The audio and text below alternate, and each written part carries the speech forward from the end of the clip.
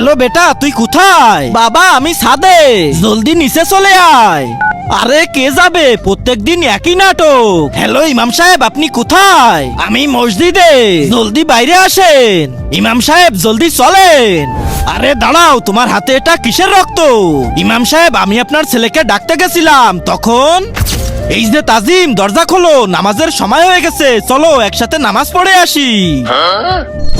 আরে এই তাজিমদের ঘর থেকে রক্ত কেন বেরোচ্ছে? মনে হচ্ছে ভিতরে কোনো সমস্যা হয়েছে, জলদি ইমাম সাহেবকে বলতে হবে।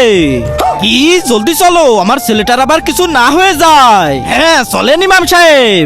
এই যে তাজিম বেটা আমার, জলদি দরজা খোলো।